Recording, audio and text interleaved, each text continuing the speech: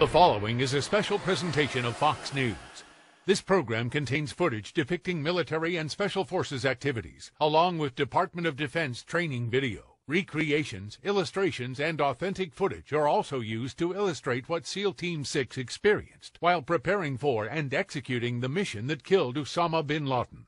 Viewer discretion is advised. Previously on Part 1 of The Man Who Killed Osama Bin Laden. I'm with the best people in the world. We're going on the most important mission since Washington crossed the Delaware. It's Bin Laden. They found him. We're going to get him. The analyst told me, if you want to get a shot at Bin Laden, he's on the 3rd floor. This is going to be a one-way mission. We're going to go and we're not going to come back. When President Bush said freedom will be defended, he meant it for everyone. We were everyone.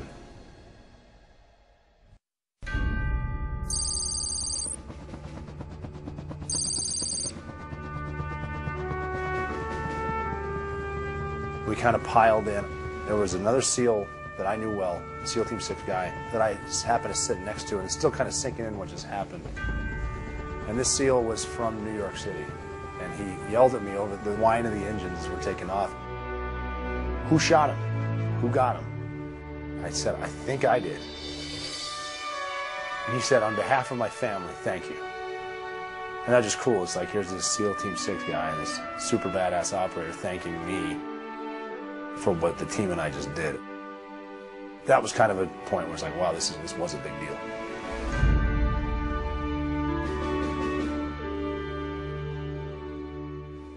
Welcome to Part 2 of The Man Who Killed Osama Bin Laden.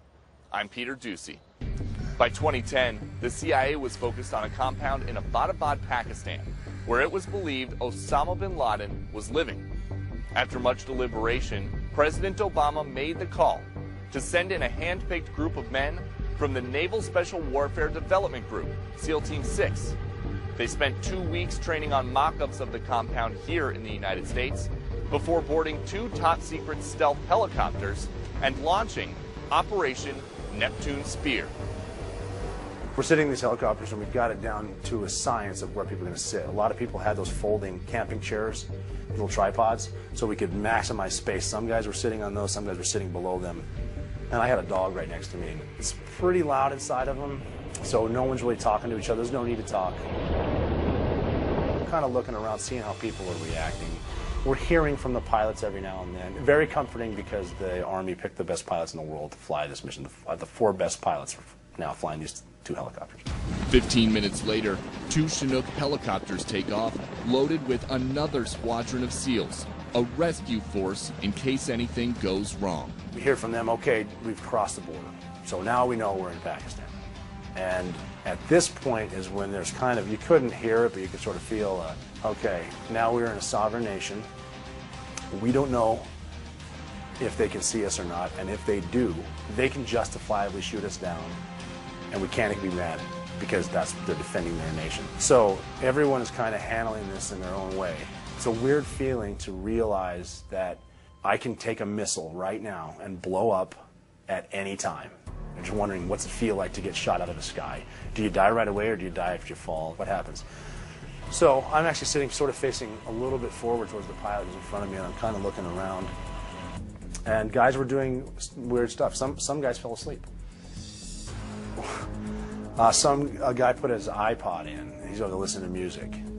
Other guys are doing stuff, and we'll hear every now and then from the pilots, all right, 15 minutes in, we haven't been painted, meaning no one sees us, and we're flying low. So what I was doing in between hearing this was counting. I learned as a sniper on recon and surveillance missions that it gets very boring for 72 hours watching something. So I would learn to count to keep my mind occupied. So I'm counting from 0 to 1,000 and 1,000 to 0. Then 0 to 1,000, 1,000 to 0. And I'm speeding it up and slowing it down just to keep my mind working. And then, we'd hear another, 30 minutes haven't been painted, which is refreshing to hear how cool and calm and just awesome those pilots are. So you feel better, and I keep counting. Then it's 45 minutes. Now the other part of the team had just crossed the border, which is the guys in the bigger helicopters with more guys. They were behind us now, so they're in Pakistan. So now we're worried about them. Like, that's a bigger target. What if they get hit? When they arrived over Abbottabad, the plan was for the 2 Chinook helicopters to veer off to the north and set down in a rendezvous point. Mark Bowden is the best-selling author of The Finish, The Killing of Osama Bin Laden. The two stealth Blackhawks had planned to move in over the compound. 80 minutes into the 90-minute flight, we banked to the south, and I'm counting still, and it sounds made up, it sounds cheesy, but as I'm counting, for some reason, I remembered a quote from George W. Bush on 9/11. Freedom itself was attacked this morning by a faceless coward, and freedom will be defended. And I kind of got goosebumps in them. First off, like, how in the world did I just remember that? And then I thought, you know what, forget counting. I started saying that over and over. Freedom itself was attacked this morning by a faceless coward, and freedom will be defended. And then it kind of hit me then. So after weeks of training, 82 minutes into the flight, I'm like, I'm on this mission. And we're going to kill him. 2 minutes out, the doors open, and it's not a training site in the mountains in the United States. And it's not a desert, it's lights, it's a city. 1 minute out, and I remember thinking, man, this is some serious Navy SEAL stuff we're about to do. So we were in the second helicopter, and the plan was the first helicopter was going to go in front. One of the stealth helicopters was going inside the compound itself. The other was going to set down outside the walls of the compound briefly, let off a couple men and a dog that were going to patrol the perimeter and keep people away. And then it was supposed to move back up and hover over the highest point of the building they were assaulting, and the SEALs were going to rope down onto the roof. When the first stealth Black Hawk began to move in to try to land in the compound, it lost its ability to stay in the air and it crashed. And we heard something along the lines of Dash 1 going around. So we're thinking Dash 1 just took fire. The first helicopter got shot at, which we expected. So they're going to do a racetrack and they're going to come back in and re-attack. In the practice run, they had landed and taken off successfully, but the wall around that mock-up was a steel fence. In about the wall was stone, and so what happened was there was a buildup of heat underneath of the descending helicopter, which created conditions that made it unable to stay in the air. And it was really only due to the extraordinary skill of the Night Stalker helicopter pilot, who recognized what was happening and acted quickly enough to put the helicopter down, effectively to crash it in a controlled way so that it didn't flip over on its side and didn't become a catastrophic crash. The pilot saved everyone's lives. He pinned it. He slid the tail down the fence and put the nose in the dirt. Saved everyone's lives. So we land, we let the snipers out, and then we pick up and we go right back down to the ground. That wasn't part of the plan. We weren't talking to our pilot, but based on his actions, he was telling us, you're getting out here. We didn't know the helicopter crashed, the other one. But he did. He saw it crash, and he just thought, just being the genius that he is, they couldn't hover, I might not be able to hover, get out. We're going to start the war from right here. 7,000 miles away from Abbottabad, Pakistan, in Washington, D.C., a small group of high-ranking government officials are watching the raid on bin Laden's compound, and it's clear that something has gone very wrong. The moment was captured in an iconic picture by the official White House photographer. When I saw the photo, I thought it was pretty neat. I thought it was a very good snapshot of history. The concern on Secretary Clinton's face, the president sitting in a folding chair. Like, it doesn't matter where I sit, we just need to do this. The president and the top decision makers in Washington crowded around one of the little rooms off the Situation Room watching on a screen. Really were only able to see from high above what had happened, and for a few minutes they weren't sure exactly whether the whole mission had been blown. So the point where the helicopters move into the frame, you know, all they see initially is one chopper has crashed and the other has landed in a spot where it wasn't supposed to go. There had to have been feelings of real dismay. I mean, Bob Gates, for instance, the defense secretary, had been in the White House back in 1980 when Jimmy Carter's rescue mission to Tehran had gone awry in the desert. So I have no doubt that images of that tragic moment flashed through his head. They're powerless at that point. They've sent these men to perform this mission. They've instructed them to fight their way out of the country if necessary. Everyone in the Situation Room was reassured, but also surprised at how calmly Admiral McRaven dealt with this setback, because to him, it was the kind of thing that just happens. You expect that things are not going to go exactly as planned, and all these men were handpicked precisely because they're very good at making something good happen when something has gone bad. The men on the second helicopter that sat down on the outside began streaming out and assaulted the compound. So basically the assault just proceeded, but from different avenues. I remember putting my right foot down and just saying sort of out loud, and freedom will be defended. And then I'm looking at Osama Bin Laden's house and I'm thinking, this is so cool. So the guys outside the compound had to blow open a gate in order to enter the compound. Those who were in the chopper that had crash landed inside the compound just began moving toward the targets that they had planned to hit. There's a door on the corner of the wall. We went up to that. One of the breachers put a big bomb on it, blasted it, and it opened sort of like a tin can, and there's a brick wall behind it. The breacher said, failed breach, this is bad. And I remember thinking, no, this is good. That's a fake door. Someone important is in this house. Now, we still didn't know that the helicopter had crashed, so we announced, because we think they're flying around, hey, we're going to blast the main carport, letting them know because they're going to be fast roping in. We don't want to blow something up when the helicopter's hovering. But then we hear over the radio, we'll just open it for you. And we're like, you know, what's that mean? And the door opens and a thumb comes out, a thumbs up. And we're like, okay, the door just opened. Our guys are obviously in there. So we followed them in, and as we're there, there's a guy next to me who was on the first helicopter, and he's whispering something, because we don't talk too much when he's whispering something, and he said, yeah, a helicopter crashed. And when he said that to me, I was thinking one of the helicopters behind us was probably shot down. So we just lost a bunch of our guys, and I go, oh man, which one? And he goes, dude, our helicopter crashed in the front yard, and you walked right past it.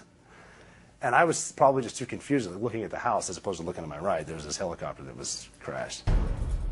The team assaulting from the outside entered the compound. They were fired upon.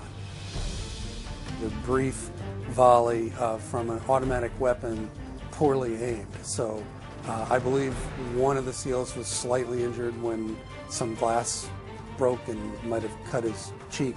But there were no serious injuries. There's a few fights going on in the main house and then the guest house.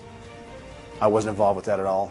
We turned the corner, and I remember looking up again at the house. Like, we'd seen pictures, but now it's like, that's it. This is awesome.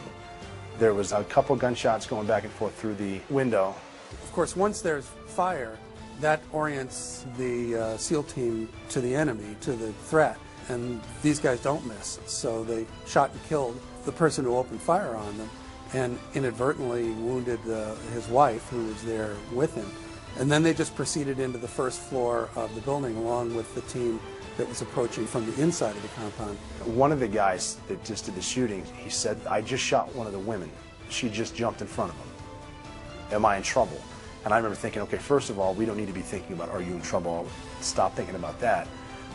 Second of all, now they're martyring themselves in front of the men. Another good sign. Well, I mean, it's not good that we're shooting them. The woman was shot, but it's good that that's happening because that means important men are here. Coming up next on The Man Who Killed Osama Bin Laden, the moment arrives when Rob and SEAL Team 6 come face to face with the most wanted man in the world. Neptune Spear underway in Abbottabad, Pakistan, the compound that has quietly harbored Osama Bin Laden for years is suddenly under assault by a team of Navy SEALs. After blasting their way through the courtyard gates, they stormed the main building of the compound. They cleared a room on the first floor, killing the courier Al-Kuwaiti and his wife, who were found in a room in the first floor of the main building. His wife jumped on top and she was killed. And then we separated into different rooms and we're looking down a hallway. It was weird to be in there because we're kind of backed into rooms. We don't want to stand in a hallway because that's where the enemy's going to shoot. And they began methodically to explore room by room the first floor. They work in teams. As they enter the floor, they begin looking for rooms where there potentially are threats. And so they peel off and clear room by room by room. And this is all happening very rapidly. I remember there was a girl in our room, a little girl, crying, and I had a guy, I was sort of holding down, I had a guy take my spot. I went and grabbed her, walked her across a hallway to find a woman to give the girl to. Because even in the heat of something that important, that moment, we're the good guys, and we don't want her to be any more afraid than she needs to be because she has nothing to do with this. So we're like, people are like going around making sure kids are huddled with parents. And the hallway is a barricade to a door, and it's obvious that door is going to go up the stairs. A steel door locked guarding a staircase that goes up to the second floor. They blew that door and began making their way up a narrow staircase to the second story. They're blowing this door, they finally open it, and then we start going up the stairs. I was way in the back, and so I'm kind of just walking up the stairs, and I'm watching. And what the analyst said was that you're probably going to run into Khalid bin Laden on the stairs, and if you do, that's the last line of defense.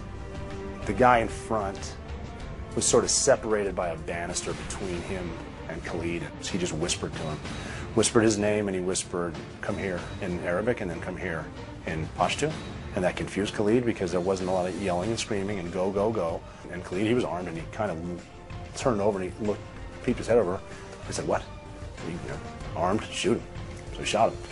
And that was just because of this spot-on intelligence by the CIA, telling us where this person will be here. We keep rolling up the stairs. Once we got to the second floor, all the guys except the first guy separated. There were women and children on that floor, so as the men got up to the landing on the second floor, they would have peeled off down hallways and cleared room by room. And then, of course, there's a staircase leading up to the third floor. I was about 7 guys back, and they're clearing all the rooms, and the first guy's looking up the stairs, and he'd taken a shot up the stairs already before I got there. The 5 or 6 guys in front of me all split off to the right and left to clear those rooms, and then I stayed as the number 2 man, because I was the last guy in the train, and I knew that he needed a 2 man with him. So I stayed with him, and my job was to wait to make sure we had enough people to go up the stairs, because there was stuff going on, and I wanted at least 2 more. I wanted 4 guys to go in that next room, up the stairs. He started to talk a little bit, saying something along the lines of suicide vests, and the women are doing stuff, and we need to get up there. And the more he didn't get excited, but the more he made it known that it's time to go, because he'd already taken a shot up the stairs. This whole operation inside the house lasted about 15 minutes. So, those bin Laden and his wives on the third floor would have had plenty of time to know that the house was under assault, to hear the gunfire, to hear the explosion, blowing off the door to the second floor, to hear the shot that killed his son, the wailing, I presume, the crying of women and children. So you could understand that the SEALs who are now on the second floor feel a sense of urgency about getting up to the third before somebody starts shooting down. That you ended up the number 2 man on the stairs to the third floor. Just luck. Just the way that it worked, the guys ahead of me, based on our tactics, we know that the guy in front stays in front, and everyone behind him, when there's other stuff going on, they need to get to that, the threats, and take care of the threats, which would be other people, other rooms, other doors. More important than what's, we need to clear that level before we go up one more. And part of me was, we just need to get it done now. And honestly, part of it was okay, this is the one that's going to blow up. Let's get it over with. And so I squeezed him, and the 2 of us went up the stairs into the room. We haven't seen the big guy yet, so he's left. And if he's here, he's in there. The first SEAL came up the steps, the one who had fired the initial shot, and tackled 2 women who were right inside the doorway or in the hallway for fear that they may be wearing explosive vests or something, but just basically to get them out of the way. There was a curtain. He went through the curtain, and most of the women were right there, the daughters and one of the wives. He sort of grabbed them, and he tackled them, kind of walking down the hallway, and he laid on top of them, assuming they were going to blow up. So he gave his life so the guy behind him that he didn't know who it was could get a shot, because he knew that bin Laden was in there. So he did that, and I had my hand on him. I kind of pushed him down the hallway, and I turned to the right. And standing on 2 feet in front of me, with his hands on his wife's shoulders behind her, was the face that I'd seen thousands of times. It was UBL. Very quickly, but I recognized him, and then it was just pop, pop, pop.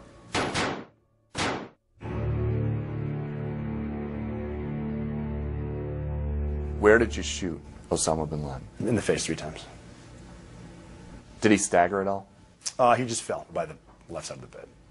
How long from the second you saw him until he was laying dead at your feet? It was less than a second. Probably half a second. Just walked in, saw him, shot him. He was a threat. He had to be wearing a suicide vest. That's a threat. I'm within my rules of engagement. He's not surrendering. And how much time was there between shots? I would guess, again, you know, the 2 shots are going to be just quick, bap, bap. And then the 3rd shot is however long it takes a person to fall on the floor. So I was standing above him when he took his last breath, and I heard it audibly. Did Osama Bin Laden say anything? No. Did you say anything? Nothing, no. No, we met for a second, that's it. Coming up next on The Man Who Killed Osama Bin Laden. Now we're there. People know something happened, and now we're trying to get back. I hear him say Osama Bin Laden, and then I look at Osama Bin Laden. And I literally wonder, how in the world did I get here from Butte, Montana? And Navy SEAL Robert O'Neill has just shot and killed the world's most wanted man. It happened so fast. And I shot him as he was standing. I shot him again as he was down. You know for sure that you were the last person to see Osama Bin Laden alive? Yeah, 100%. You said that he wasn't surrendering. Yes. So this was a kill or capture mission? Yes. It was a kill capture. I think everybody wanted him dead. We did realize that we need to get as much intelligence as we can out of this house, but my initial reaction was, let's pick him up and go now. Because this is all we need. We just ended the war. After they killed Bin Laden, they want to get a picture of him. They want to get an assessment over whether, you know, who it is that they've just killed. And they immediately saw that it was Bin Laden.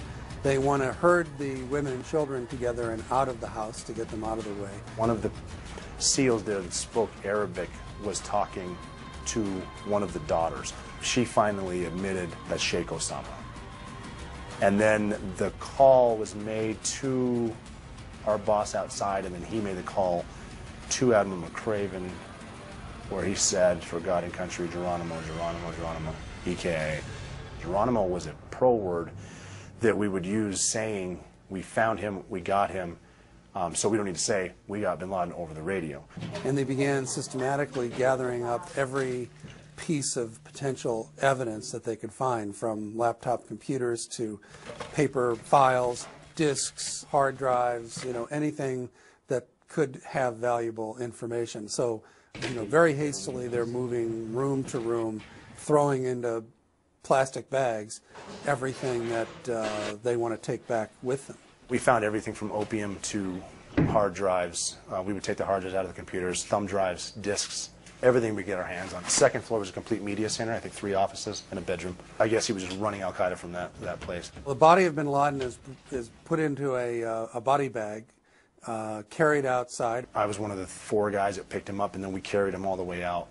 We brought him outside, we gave him to the snipers. When he was on the ground, they jabbed a syringe into his leg in order to get a DNA sample. And they took the DNA sample and put it on the other helicopter, so that in the event they lost one chopper, they still had proof of who they had killed. The other guys from the other squadron were going to come pick us up. So we split up from there. The helicopter was inside, even though the pilots thought they could fly it. My boss made the call that we were going to leave it there, so we're going to try to blow the whole thing up so no one can have any of it. The crash chopper was blown up with very hot burning substance that, you know, basically will destroy anything in it. It just melts the helicopter down because it is a classified piece of military equipment with a lot of interesting electronics inside of it. So they want to make sure they didn't leave anything behind that they don't want people stumbling across. So we rigged some explosives up, and then we blew that up. A helicopter came to get us, and then we got on a helicopter and we flew out. That was a bit more intense because now we're there. People know something happened. They know helicopters were involved, and now we're trying to get back, you know, a 90-minute flight. So it's almost like watching a race. It's like, well, wait a minute, we can survive, we can live. You know, it's a 90-minute flight, and we're looking at our watches. We all started our watches, and we're watching it go. 80-something minutes into it, somebody came over the radio to everybody and said, all right, gentlemen, for the first time in your lives, you're going to be happy to hear this. Welcome to Afghanistan. And everyone's like, oh my God, we just did it. We just pulled it off and we got him, and we all lived. We're all fine. It was insane. So then there was high-fiving and stuff. Guys were like, because, I mean, we got Osama Bin Laden and we're going to live. Amazing. What's the mood at base in Afghanistan? Guys were pumped. Guys were really excited. The analyst was there. She saw him. She was happy. I talked to one other SEAL that was the closest to me when I shot Osama Bin Laden. And he said to me, you need to give her something special. Probably the magazine. It was his idea. So I said, okay, I'll do that. I took it out of my gun and I gave it to her, asked her if she had room for it in her backpack, and she did. And then we walked over and we saw the body. Is that your guy? She's like, yeah, that's him. And then we moved him to Bagram, where they had a big setup where they had the professional, I think the FBI was there to do DNA tests. And there was actually a big flat screen TV in the middle. And we were watching, it was actually on Fox News. And we're kind of seeing the buzz. We all walked over and got some breakfast, and then I walked back to my spot. And I'm standing 2 feet away from Osama Bin Laden, and I'm watching TV, and the president comes out, and everyone's all quiet. And he said, tonight, I can report to the American people and to the world that the United States has conducted an operation that killed Osama Bin Laden, the leader of Al-Qaeda. And I stopped listening right there. I hear him say Osama Bin Laden, and then I look at Osama Bin Laden. And I literally wonder, how in the world did I get here from Butte, Montana? Then we're watching, and then guys start to say out loud, say no one was hurt. Tell them no one was hurt, because now our families know, tell them no one was hurt. And it took a few sentences. A small team of Americans carried out the operation with extraordinary courage and capability. No Americans were harmed. When did you realize that the entire country basically broke out in patriotism?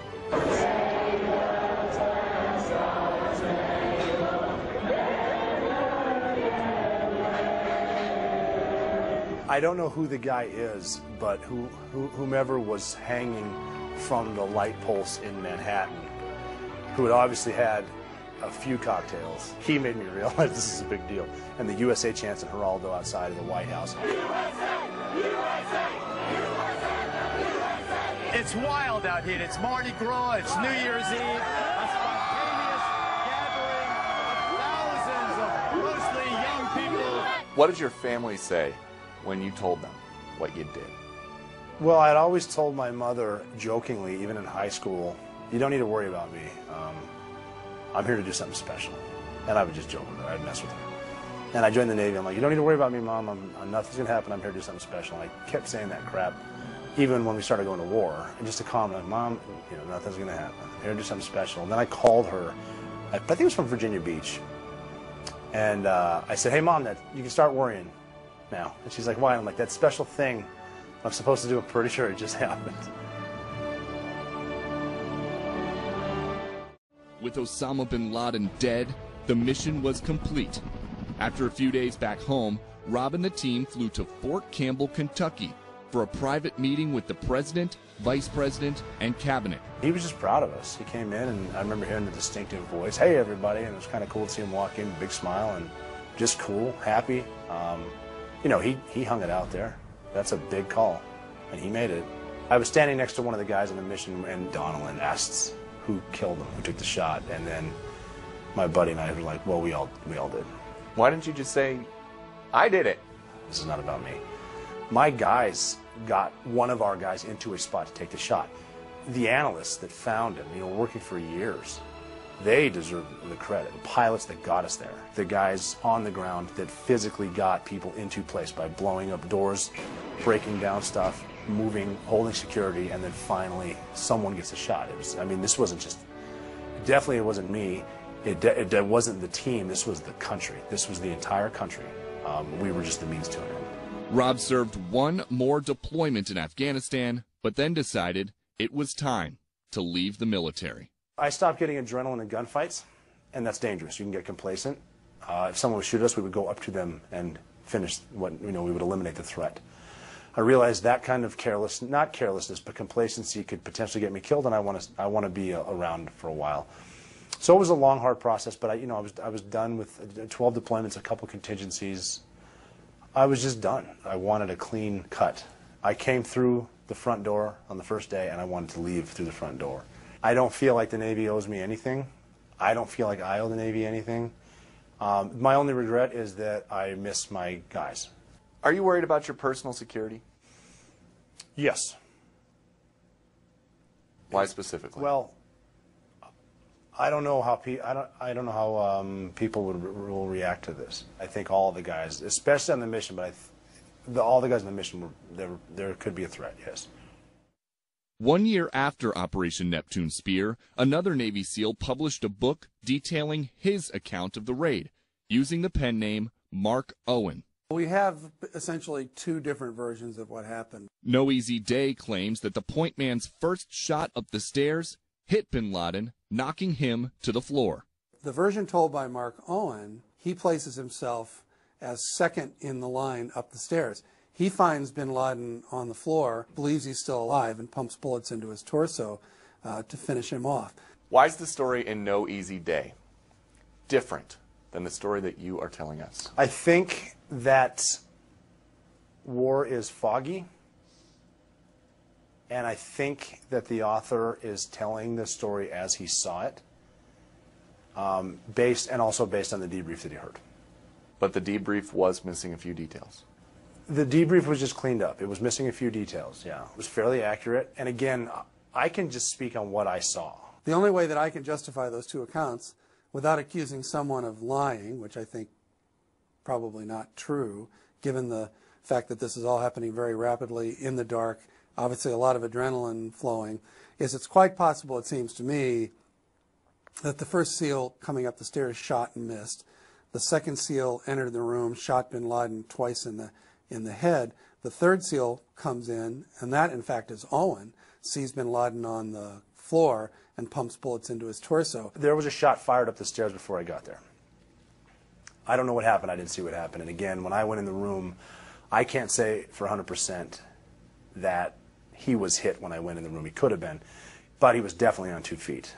And he was definitely moving, so he was there, and I'll take 10 lie detectors on that one. The author of No Easy Day, he, for the most part, is telling what he saw and then what he heard, but he only knows what we told him. The only way I can justify the story that Mark Owen wrote and sold is if he somehow, in the confusion, believed he was the second man up the stairs when in fact he was the third. Is it possible that somebody is going to come out now, watching this, and say, Rob O'Neill did not kill Osama Bin Laden? I could probably see that happening.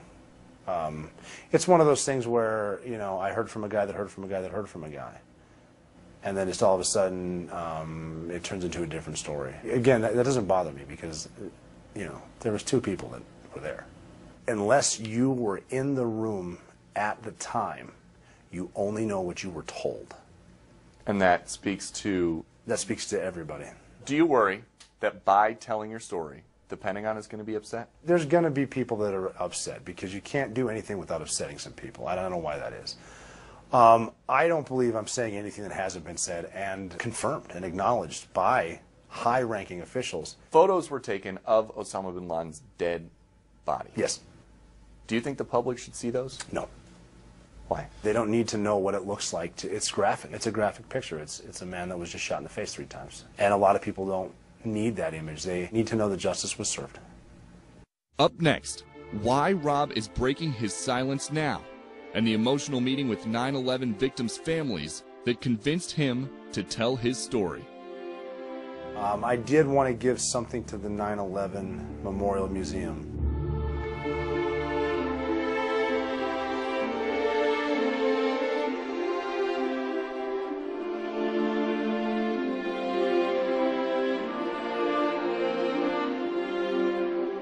I wanted to give the shirt that I wore and the flag that was on the shirt to the museum because this shirt was present when Osama Bin Laden took his last breath. I did want to document it, that's why we have footage there, because I knew it would be historic. But I thought we were pretty much going to just drop it off, just get a private tour, which we did. Rob asked us if we would document his tour of the 9/11 Memorial Museum on the condition that we not air the footage until and unless he was comfortable revealing his identity. When we finished our part of the private tour, we walked into the room, and there was sort of a stage, and there was 20 family members, 25 first responders, family members. And I wasn't prepared to speak. Thank you. I didn't know what I was going to say, but I got in front of them and I talked to them. And I don't know what they expected to hear. I told them a lot of the story. I told them about Osama Bin Laden dying, and just to see their reaction and to talk to them after. I want to thank you on behalf of my son and Carol's daughter and so many other family members, because they were just innocent people at work that day. And have them tell me the things like, you didn't close a chapter, you closed the book on the worst thing that's ever happened to me. Or, you know what, I'm not afraid anymore because I know he's gone now. And just the closure for those families, and that was only 20, 25 families. There's thousands and thousands of families that are affected by this. That's the reason that we went, accepting death the way we did. Because it wasn't for ourselves to get the big mission and have bragging rights. The reason that we left on the mission, knowing we're probably going to die, more than likely not come home, was for the single mom that went to work on Tuesday morning, and later that morning she made the conscious decision to jump to her death because it's better than burning alive. I thought that it would be irresponsible of me not to give everyone else closure, that it's over. And yes, there's personal risk to doing this, but I've accepted personal risk before because this is bigger than me. This is not about me. Every time I've talked to someone that had lost a loved one on 9/11, it's an incredible feeling to give them that. You were going to donate some of the equipment from the raid to the 9/11 Museum. Yes. Just for historical purposes. Yes. You asked us to film it just for the historical Just to record. document it, yes. There was no plan for the public to see that footage until what happened? Talking to the people, talking to first responders, seeing, I remember a guy standing up in front of me telling me, explaining to his friend's daughter, why did God do this? Every single day, and he said, God didn't do this, the devil did this, and you killed the devil. You killed the devil, and I believe that, sir. To see the stills of the people with their heads in their hands, still crying, listening to me speak, it was too powerful. I just want to give them closure, knowing the man ultimately responsible was brought to justice.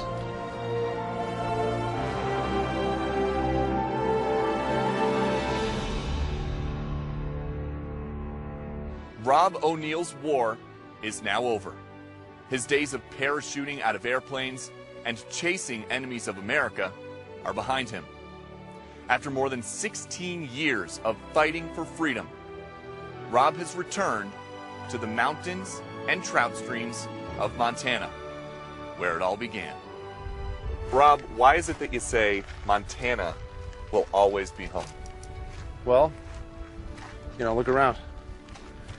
It's beautiful here. It's peaceful. It's quiet. I grew up here, and this is where everything started for me. And it's like a comfort zone. It is so quiet here. This has got to be so much different than the noisy gunfights that you were in for your entire career in the military. Is this a stress reliever? Yeah, this is a stress reliever. It's nice to hear the water. It's nice to know nothing's going to blow up. It's a great way to relax. Being outside is a lot better than golf. And Tom, when Rob was off at war and you would come out here, was it ever peaceful enough for you to set aside all the concerns that you had for him? Yes, a lot of times it was, but it also gives you a lot of time to think about what he might be going through too. You do get a good feel about life. Knowing that Rob had been doing a lot of that with me in the limited experience I have in the outdoors and everything, I knew he was handling whatever he needed to be in. Rob, after 9/11, you had a very stressful decade of war. What's it like just living at both ends of the spectrum? At the time, I didn't realize how dangerous the job was, even when we were training, until I got away from it. The further I got away from it, it's like, wow, we were doing some pretty cool stuff. And now just to get out and do stuff like this, just to not do anything doesn't really bother me. It's definitely a change, and it's not as risky, but it's probably a change for the better. Rob O'Neill went halfway around the world to stare evil in the face. And the manhunt that lasted more than a decade came to an end in less than 10 seconds. Although the fight for freedom will continue, the contributions of Rob and his Navy SEAL brethren can be measured in the eyes of 9/11 victims' families, for whom the death of Bin Laden provides a small feeling of closure. Freedom was attacked, and America responded. That will be the legacy of the man who killed Osama Bin Laden.